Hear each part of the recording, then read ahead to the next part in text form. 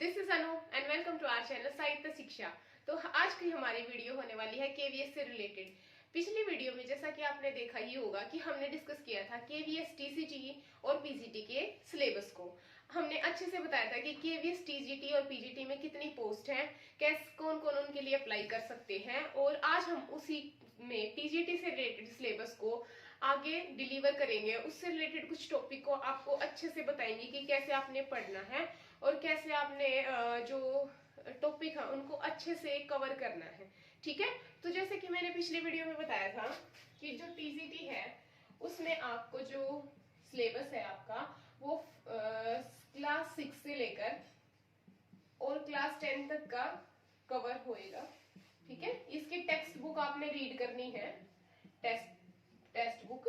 तो इस वीडियो में हम डिस्कस करेंगे कि जो टेक्स्ट बुक है क्लास 10 की हम लेके चले। जैसे कि मैंने पिछली वीडियो में बताया ही था कि अगर आपको अच्छे से रीड करना है, तो अगर आप एक नॉर्मल एवरेज रीडर हैं तो 10th क्लास की आप रीड करना शुरू कर सकते हो।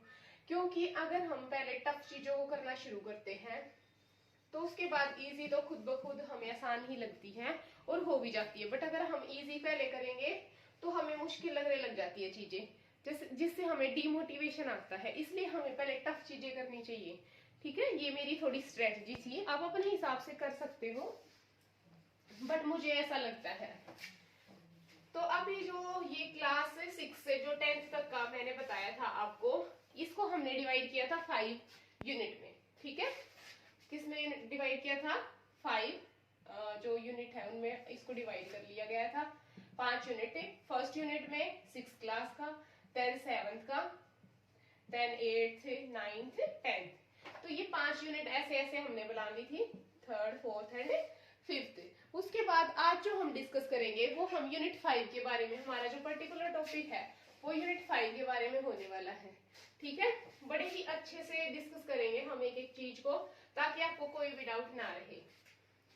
यूनिट 6 के बारे में भी मैं आपको बता देती हूँ। जो यूनिट 6 है, वैसे ऐसे कुछ यूनिट वगैरह दी हुई नहीं है, मैंने सिलेबस को इजीली समझने के लिए उसको डिवाइड कर दिया है यूनिट के हिसाब से। ठीक है, ताकि अच्छे से आप अंडरस्टैंड कर पाओ उस चीज को। यूनिट जो 6 है उसमें मेनली आता है ग्रामर का पोर्शन।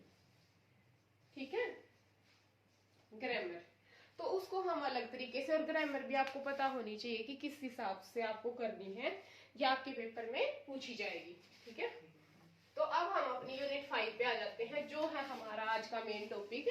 ज्यादा टाइम को खराब ना करते हुए, जैसे कि मैंने पहले ही लिखा हुआ है यूनिट 5। ठीक है, तो अब हम शुरू कर देते हैं यूनिट 5 को।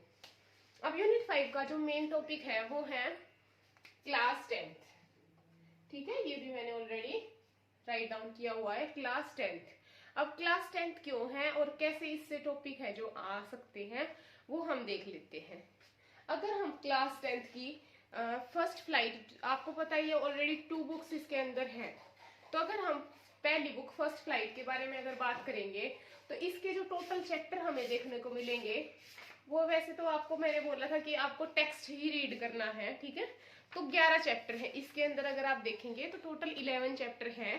तो देखो, एक वीडियो में तो हम अच्छे से सबको डिस्कस कर नहीं पाएंगे, आपको हजारों वीडियोस मिल जाएंगी स्टोरी से रिलेटेड, और आप देख भी सकते हो इजिली। अगर आप 10th क्लास की जो टेक्स्ट बुक के बारे में डालोगे तो आपको इजिली हर चैप्टर की स्टोरी, लाखों स्टोरीज आपको यूट्यूब पे भी मिल जाएंगी, और अदर रिसोर्सेज से भी आप स्टोरी तो देख ही सकते हैं। बट हमें टीचर बनना है, ना कि हम स्टूडेंट हैं। तो अगर हमें टीचर बनना है तो स्टूडेंट से डिफरेंट सोचना पड़ेगा। ठीक है, और करना भी डिफरेंट ही पड़ेगा। तो देखो, स्टूडेंट के लिए एक स्टोरी होता है, वो बहुत ही इंपॉर्टेंट होता है कि उसको स्टोरी पता लग जाए ताकि वो अच्छे से क्वेश्चन आंसर कर सके। तो स्टोरी देख लेने से इनफ नहीं है, या स्टोरी से काम नहीं चलेगा, क्योंकि केवीएस वालों ने क्लियरली मेंशन किया हुआ है कि जो लेवल होगा वो कितना हार्ड होगा ग्रेजुएशन तक। ठीक है, तो अगर आप ये सोच रहे हो कि बस स्टोरी देख के आपका काम चल जाएगा तो आप बिल्कुल गलत हैं, क्योंकि स्टोरी से काम नहीं चलेगा। हमें चीजों को डीप अंडरस्टैंडिंग के साथ पढ़ना है। उन्होंने ये चीज मेंशन भी की हुई है कि आपकी जो डीप अंडरस्टैंडिंग है वो होनी चाहिए किसी भी टॉपिक से रिलेटेड। ठीक है, देखो, स्टोरी के बिना ये है कि हम समझ तो नहीं पाते चीजों को, बट ओनली स्टोरी जान लेना एक अलग चीज है। चलो अब हम बात कर लेते हैं सबसे पहले चैप्टर की। जब हम पहले चैप्टर की बात करते हैं तो अ लेटर टू गॉड। अब आपको ये नहीं सोचना है कि कौन सी बुक है क्या है, बस ये सोचना है कि जो भी चैप्टर आप पढ़ रहे हो एटलीस्ट उसका राइटर आपको पता हो। J.L. Fuentes, J.L. ये इसके राइटर हैं, ठीक है। स्पेशल इसके करेक्टर, सारे करेक्टर के बारे में आपको पता होना चाहिए। जैसे इसका मेन जो करेक्टर है वो है लेंचो, ठीक है। कौन है? लेंचो। अब ये जो पूरी की पूरी स्टोरी है इसकी सबसे पहले देखो, उस करेक्टर तो इसमें मेन लेंचो ही है, इसकी हमें थीम समझनी होगी। एक्सरसाइज या आप स्टोरी की बात करें तो वैसे पता ही होगा, चलो फिर भी मैं थोड़ा सा एक बार एक्सप्लेन कर देती हूँ। लेंचो एक किसान होता है जो कि एक अलोन वैली में रहता है, बिल्कुल अलग से उनका घर होता है वैली में, वहां पे वो रहता है। और वो उसका जो पूरी जो फैमिली की जो इनकम होती है या जो उसका घर है वो पूरा खेती बाड़ी से ही चलता है। तो जब हमें सीन दिखाया जाता है या चैप्टर की शुरुआत जब होती है तो हमें दिखाया जाता है कि जो लेंचो है वो वेट कर रहा है किसका? रेन का, कि बारिश आएगी तो मेरी फसल और अच्छी हो जाएगी, ठीक है। तो फिर बारिश आ भी जाती है। फिर पता लगता है कि जो बारिश आई है वो उतने पहले धीरे धीरे होती है तो उसको अच्छा लगता है और वो कहता है कि ये तो 5 रुपए के सिक्कों के जैसी बारिश हो रही है। फिर वो 10 थोड़ी बड़ी हो जाती है तो वो 10 रुपीज के कॉइन उनको बोलता है। एंड अगेन धीरे धीरे धीरे धीरे जो रेन होती है वो एक अलग ही रूप ले लेती है और उसकी पूरी जो फसल है उसको डिस्ट्रॉय कर देती है।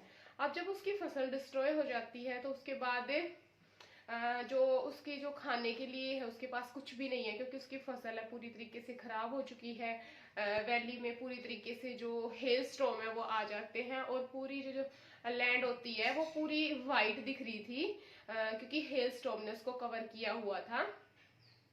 उसके बाद वो सोचता है कि भगवान ने ही मतलब मेरी फसल को खराब किया है तो वही मुझे पे करेंगे जो भी उनको सही लगेगा। तो इसके लिए वो क्या करता है, इसके लिए वो एक लेटर लिखता है गॉड को, कि वो पोस्ट ऑफिस में जाता है, वहां पे वो गॉड को लेटर लिखता है कि अब मुझे ये 70 मतलब कि 100 रुपीज दो ताकि मेरा जो फैमिली इनकम है अगले साल तक वो चल पाए और मैं दोबारा अपनी जो क्रॉप है उसको उगा पाऊं। तो अब वो लेटर डाल के आ जाता है। फिर जो पोस्ट ऑफिस के जो कुछ पर्सन होते हैं वो उसको पढ़ लेते हैं एंड देन वो उसको पढ़ के सोचते हैं कि चलो एक पर्सन का जो डीप फेथ है गॉड के प्रति उसको नहीं तोड़ना चाहिए और हम उसको क्या करते हैं, कुछ ऐसा करते हैं जिससे कि उसका फेथ भी बना रहे और वो मतलब कि डिस्टर्ब भी ना हो। तो फिर वो मतलब कि उसको अपनी सैलरी से कुछ पैसे जो जोड़ते हैं और वो उसको 70 पैसे हैं जो वो भेज देते हैं, दे देते हैं, ठीक है। तो अब जब दोबारा से लेंचो आता है वो देखता है तो वो कहता है कि वो एक और लेटर लिखता है बड़े गुस्से के साथ है और वो कहता है, मतलब लेटर में वो लिखता है, जो लास्ट लाइन है वो बहुत ही ज्यादा इंपॉर्टेंट है तो मैं टेक्स्ट के ही बताऊंगी आपको ताकि आपको याद भी रहे। वो कहता है कि मुझे 70 पैसे आप पहुंचाना but I need it very much, मुझे इसकी जरूरत भी है, but don't send it to me through the mail, mail के थ्रू नहीं, because the post office employees are a bunch of crook, ठीक है। ये ठगों का एक ग्रुप है। तो ये लेंचो ने बोला था बंच ऑफ क्रोक ये एक फेज भी है और आपके पेपर में ये फेज है वो आ सकती है। अब ये तो हमने चैप्टर की स्टोरी पढ़ ली है, ठीक है। अब हम देख लेते हैं कि इसमें जो इम्पोर्टेंट चीजें वो क्या क्या है। पहली इंपॉर्टेंट चीज तो मैंने बता दी आपको, हर चैप्टर के करेक्टर पता होने चाहिए अच्छे से, कि अगर करेक्टर के बारे में पूछे तो आपको ये पता हो कि ये करेक्टर किस चैप्टर से रिलेटेड है। सेकंड आपको पता होना चाहिए चैप्टर की थीम क्या क्या थी।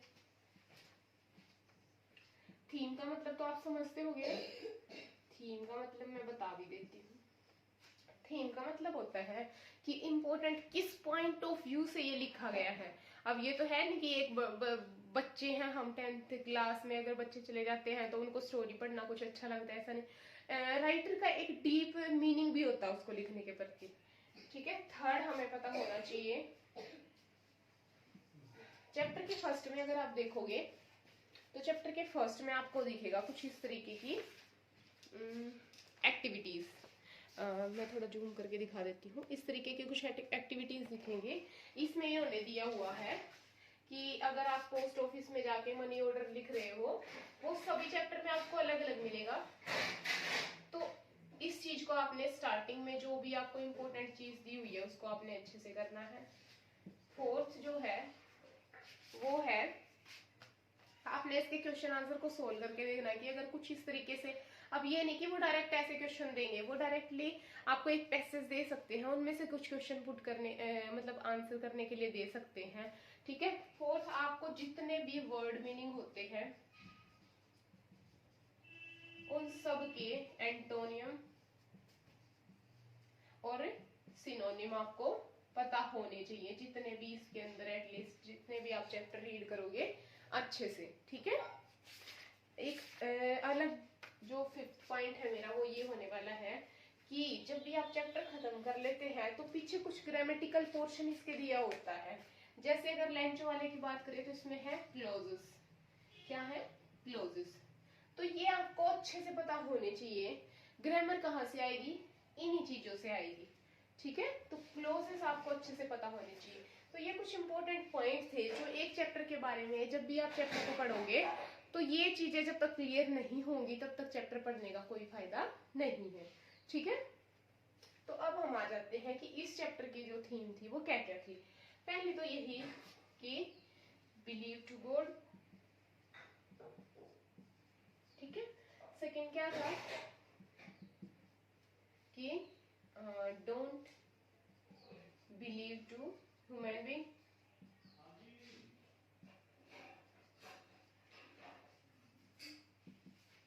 Don't believe to human being. Third point क्या था? नेचर। फोर्थ पॉइंट क्या था? What is the fourth point? Story से कुछ तो पता चला होगा ना कि चीजें क्या है कि लेंचो फार्मर होने के बाद भी एजुकेटेड है, वो लिखना पढ़ना जानता है। ठीक है। फार्मर होने के बाद भी वो लिखना पढ़ना अच्छे से जानता है। ठीक है। और क्या हो सकती है? आपके माइंड में कुछ आ रहा है तो कमेंट में लिखें। हाँ, वर्ल्ड को देखने का नजरिया। ये कुछ इंपॉर्टेंट थीम थी। मैं रब कर देती हूँ ताकि आपको कंफ्यूजन ना हो।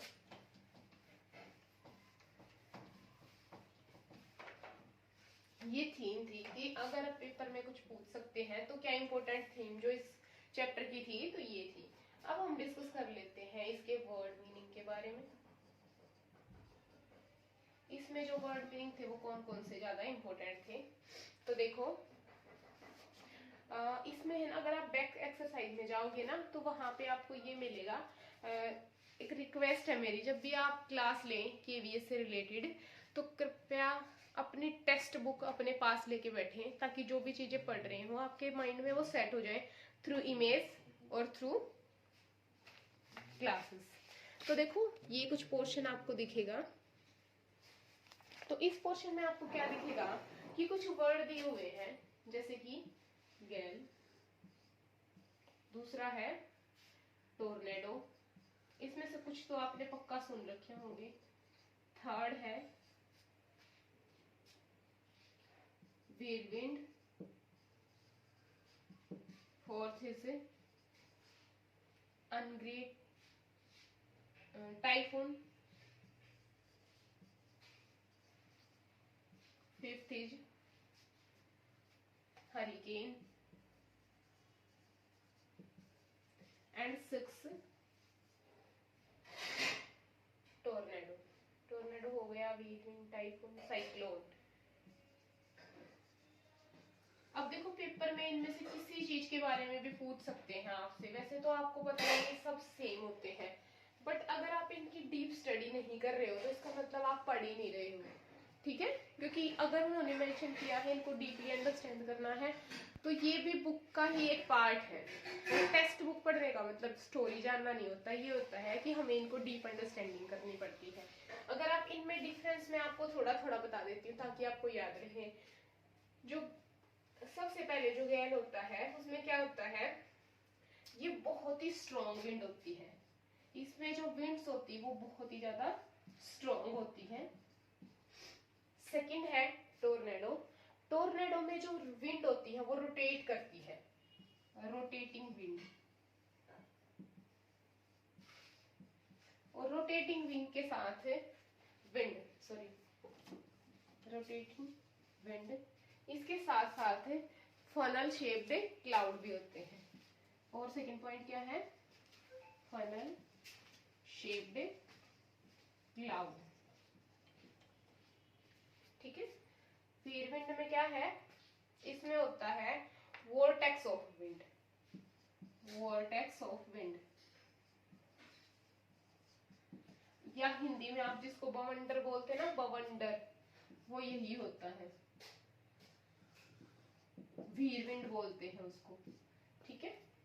टाइफून होता है जहां पे जो स्टॉर्म होता है वो बहुत स्ट्रॉन्ग विंड के साथ हो, बट उसके बाद वो एक वायलेंट स्टॉर्म में कन्वर्ट हो जाए। स्ट्रॉन्ग विंड किस में कन्वर्ट हो जाए, strong wind convert into strong wind convert into tropical storm। ये ट्रॉपिकल स्टॉर्म भी बोलते हैं, जो तटों के आसपास ज्यादा आते हैं। फिर है हरिकेन। हरिकेन होते हैं, ये एक वायलेंट स्टॉर्म होते हैं, स्ट्रॉन्ग विंड। ये ज्यादातर वेस्टर्न अटलांटिक ओशन में आते हैं, वेस्टर्न अटलांटिक ओशन में ये आते हैं। ठीक है। इनमें भी क्या होता है, वायलेंट स्टॉर्म।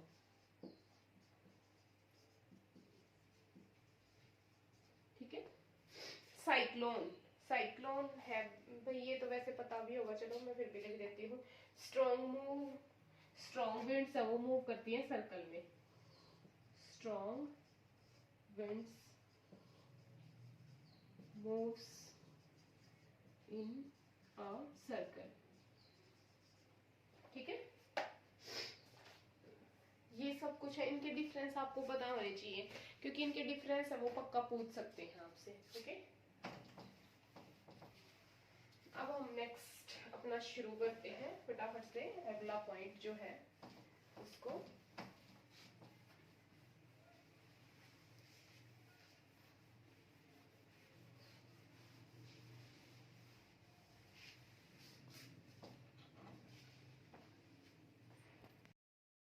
तो अब हम आ जाते हैं अपने नेक्स्ट टॉपिक पे। ठीक है। अभी तक हमने डिस्कस कर लिया है कि हमने क्या क्या पढ़ाई करनी है। ठीक है। एज अ टीचर आपने जब भी पढ़ रहे हो तो ये नहीं सोचना कि हम स्टूडेंट हैं, ये सोचना है कि हम टीचर हैं। और अगर हमें किसी सेकंड पर्सन को या किसी बच्चे को समझाना, तो हम किस तरीके से ट्रीट कर सकते हो, या आप अपने ऊपर किस बिहेवियर को अप्लाई करना ज्यादा बेटर समझते हो। ठीक है। तो हमारा फोर्थ पॉइंट जो होगा वो होगा, अभी तक हमने थीम, करेक्टर और इसके कुछ इंपॉर्टेंट पॉइंट को डिस्कस कर दिया है। अब देखो इसका ना जो क्लोज एक ग्रामर का टॉपिक है, तो ये पॉसिबल नहीं है कि हम एक ग्रामेटिकल पोर्शन को चैप्टर के बीच में करवा सके। ठीक है। तो ग्रामेटिकल जो पोर्शन है उसको अलग रखना ये सुटेबल होता है, क्योंकि ये बिल्कुल एक पर्टिकुलर समझने वाली चीज होती है। इसके साथ क्लोज के साथ साथ आपको वर्ब्स और सेंटेंस की भी नॉलेज है होनी चाहिए। फिर उसके बाद इसके जो पार्ट्स होते हैं उनकी नॉलेज आपको अच्छे से होनी चाहिए, तभी आप क्लोज के बारे में भी अच्छे से समझ पाओगे। तो उसको इसके बीच में करना पॉसिबल नहीं है। तो मैं नेक्स्ट पर, आप इसका ये मतलब ये नहीं कि आप इसको छोड़ सकते हो, डेफिनेटली आपको 101% इसको कवर करना है। ठीक है। जो भी आपके पास रिसोर्सेज हो वहीं से। अगला टॉपिक जो हमारा है, इसमें एक चीज आती है ये लास्ट में यहाँ पे, कि यहाँ पे ना कुछ ऑब्जेक्ट दिए हुए हैं, कुछ ऑब्जेक्ट है, उनमें ना आपको मेटाफर, फीचर, ऑब्जेक्ट की फीचर, क्वालिटी या मेटाफर बताने हैं। ठीक है। मेटाफर, अब आपको कुछ लोगों को पता भी होगा कि मेटाफर क्या होते हैं, जिनको नहीं पता है उनको मैं बता देती हूँ। ये एक लिटरेरी टर्म होती है। ठीक है। लिटरेरी टर्म होती है। इसमें क्या होता है कि देखो, एक होती है सिमिली, और एक होता है मेटाफर। जैसे अगर इन दोनों का जब हम डिफरेंस देखते हैं तो सिमिली में होता है कि जैसे sun is like a orange, an orange. Sun किसके जैसी है? ऑरेंज के जैसी है, ठीक है। तो हमने क्या किया, कंपैरिजन किया है, या कह सकते हैं ऑरेंज इज लाइक द सन, ठीक है। तो हमने क्या किया है, कंपैरिजन किया है किसी चीज का दूसरी चीज के साथ, और बीच में हमने किसको लगा दिया, लाइक को। तो ये एग्जांपल होता है सिमिली का। जैसे कहते हैं my girlfriend face is like a moon, ठीक है। तो उस तरीके से जब आप लाइक का और एज का यूज करते हो, ठीक है, एज वेल एज, ठीक है, उसके जैसा, बिल्कुल। जैसे हम मेटाफर के क्या एग्जांपल लेंगे जो हमारा लिए इंपॉर्टेंट है। अगर हम मेटाफर के एग्जांपल देखेंगे तो उसमें होता है कि आप चीजों को उसके जैसा नहीं बता रहे, आप चीज को वही बना देते हो। जैसे he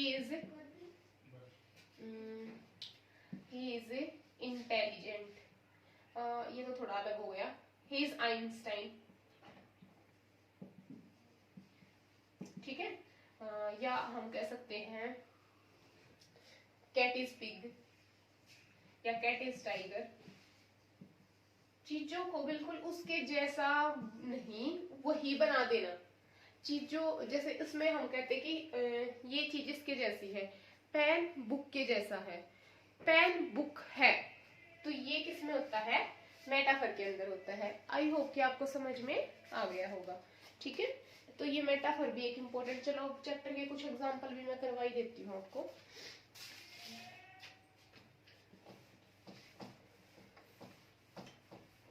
मेटाफर से रिलेटेड है क्लाउड। क्लाउड का जो एग्जांपल दिया हुआ वो दिया हुआ है ह्यूज माउंटेन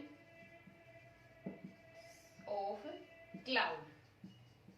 बड़े बड़े जो माउंटेन है, क्लाउड वो क्या है, क्लाउड है, ठीक है। अभी क्लाउड और माउंटेन का तो लाइक क्लाउड्स कहते, तो किसके जैसे होते, माउंटेन के जैसे होते। बट इन्होंने क्या बोला कि बड़े पहाड़ किसके हैं, क्लाउड्स के हैं, ठीक है। कि एक पर्टिकुलर चीज को दूसरी चीज बना दिया, ठीक है। जैसे रेन ड्रॉप्स। तो अगर इसकी आपने साथ साथ में इसकी क्वालिटी और फीचर भी बतानी है, तो क्वालिटी क्या है कि वो बहुत ही ज्यादा बड़े हैं। सेकंड है हमारा रेन ड्रॉप्स,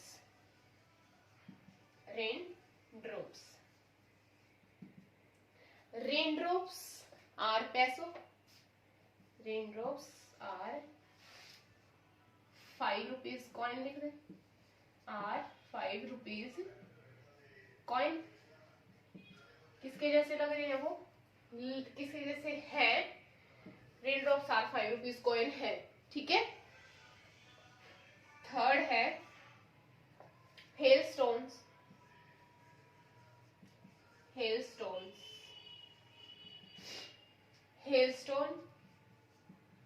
और डिजास्टर। हेलस्टोन क्या है, डिजास्टर है, तबाही है, ठीक है। राइटिंग के साथ थोड़ा सा भी देखिए, मैं ढंग से लिख देती हूँ, डिजास्टर, ठीक है। अगला है, चलो रब कर लेते हैं,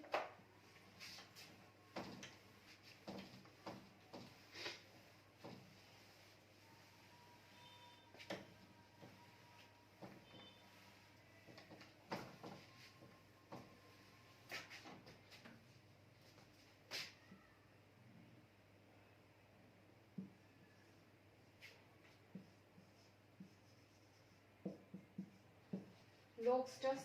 पहले तो मैं इसका मीनिंग आपको बता देती हूँ कि ये लोकस्टस क्या होता है। लोकस्टस का जो मीनिंग होता है वो है, ये तबाही से रिलेटेड है, ठीक है। तो जब एक बहुत ही ज्यादा जो तबाही आ जाती है, जो डिजास्टर होता है, पर ये डिजास्टर नेचुरल नहीं होता, ये किसके द्वारा होता है, जब फ्लाई या छोटे छोटे जो इंसेक्ट होते हैं वो पूरी जो क्रॉप होती है उसको डिस्ट्रॉय कर देते हैं। क्या कर देते हैं? डिस्ट्रॉय कर देते हैं। छोटे छोटे, उनको हम टिड्डी भी बोलते हैं। टिड्डी ग्रास ऊपर के जैसी होती है वो, ठीक है, समथिंग लाइक दैट। तो वो पूरी फसल को खा जाती हैं, डिस्ट्रॉय कर देती हैं। उसको हम बोलते हैं लोकस्टस, ठीक है। तो हम कह सकते हैं लोकस्टस आर डेंजर। जो लोकस्टस थी वो क्या थी? डेंजर, खतरा थी, खतरा है या थी, ठीक है। ऐसे ही आप सारे जो मेटाफर की है वो एग्जाम्पल बना सकते हैं। अब हम इसके कुछ और इम्पोर्टेंट जो पॉइंट हम उनको डिस्कस कर लेते हैं। जैसे कि आपने लिखना है कि जब भी आप चैप्टर को कंप्लीट करेंगे तो यहाँ पे लिखा होता है कि व्हाट वी हैव डन, कि अभी हमें क्या करना है। और यहाँ पे लिखा होता है कि पढ़ने के बाद टीचर के लिए इंस्ट्रक्शन लिखी होती है। अब हम टीचर बनने जा रहे हैं तो हमें ये इंस्ट्रक्शन पढ़ना भी उतना ही जरूरी है, ठीक है। तो वहां पे क्या होता है, जब टीचर के लिए इंस्ट्रक्शन होती है उसमें है ना कुछ इंपॉर्टेंट बातें होती है जो कि टीचिंग एप्टीट्यूड के लिए भी इम्पोर्टेंट है, आपकी पेडागोजी के लिए भी। वो मैं एक तो पॉइंट ऐड करना चाहूंगी इसी चैप्टर की। सबसे पहले तो आपको सॉरी चैप्टर को चंक्स में तोड़ना है। चंक्स का मतलब होता है छोटे छोटे पार्ट में, ठीक है, छोटे छोटे पार्ट में डिवाइड करके बच्चों को समझाना है, ठीक है। सेकंड जो इम्पोर्टेंट पॉइंट लिखा हुआ है, आपने पैसेज की प्रैक्टिस करवानी है बच्चों को, ठीक है। यानी कि ये चीजें आपके लिए भी इम्पोर्टेंट हो जाती है कहीं ना कहीं। थर्ड है आपको ग्रामर करवानी है बच्चों को, जैसा कि मैंने आपको पहले ही बता दिया। फोर्थ पॉइंट जो होता है उसमें लिखा हुआ है कि अब कुछ आपके साथ कुछ ऐसा एक्सपीरियंस हुआ है तो वो भी बच्चों के साथ शेयर करना है। शेयर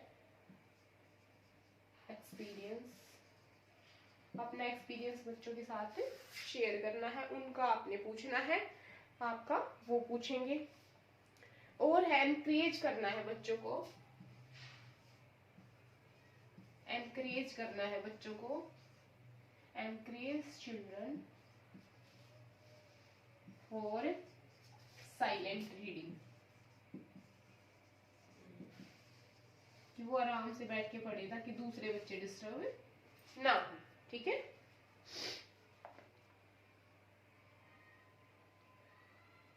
और बियॉन्ड द टेक्स्ट भी आपने पढ़ना है, सबसे इम्पोर्टेंट जो बियॉन्ड द टेक्स्ट का मतलब क्या है कि रियल लाइफ के एग्जांपल से भी पूछना है कि बच्चों को कितना समझ में आया है, कितना उनको समझ में नहीं आया है, ठीक है।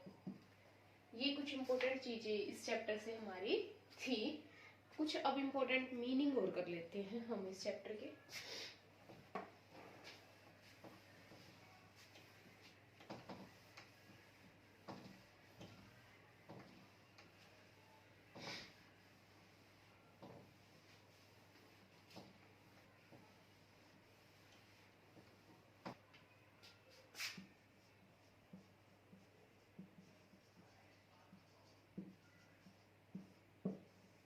वर्ड मीनिंग में है, एक तो मैंने बता ही दिया है लोकस। अगला है इसमें ड्रैप्ड, इसके एंटोनियम सिनोनियम भी आपने करने हैं। ड्रैप्ड का मतलब होता है कवर्ड, ठीक है। जैसे आप कवर कर देते हो किसी भी चीज को कपड़े से या किसी और भी चीज से। सेकंड है कॉन्शियसनेस, ठीक है। कॉन्शियसनेस का मतलब क्या होता है कि जो आपकी आप कॉन्शियस रहते हो ना कि आपको पेपर क्लियर करना है तो आपने पढ़ना है, यानी कि आपका इनर मोटिवेशन जो होता है या आपकी इनर थिंकिंग जो होती है उसको बोलते हैं कॉन्शियसनेस। थर्ड है पैसों, ये तो सबको पता है बट मैं बता देती हूँ। यहाँ पे पैसों का मतलब अगर इस चैप्टर से रिलेटेड लेटिन अमेरिका की जो करेंसी है उसको बोला है पैसो करेंसी। हमारे वाले पैसे नहीं, फोर्थ है एमिएबल। एमिएबल का मतलब होता है फ्रेंडली या खुशमिजाज, जिसको आप बोलते हो कि बड़ा ही एमिएबल पर्सन हमेशा हंसता रहता है या बड़ा ही ज्यादा खुशमिजाज है।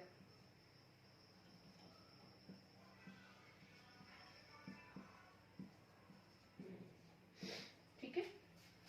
Fifth is contentment. Contentment, CONTENTMENT,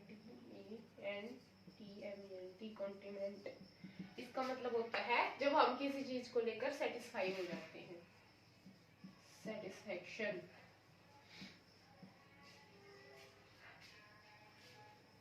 next है हमारा अनग्रेटफुल।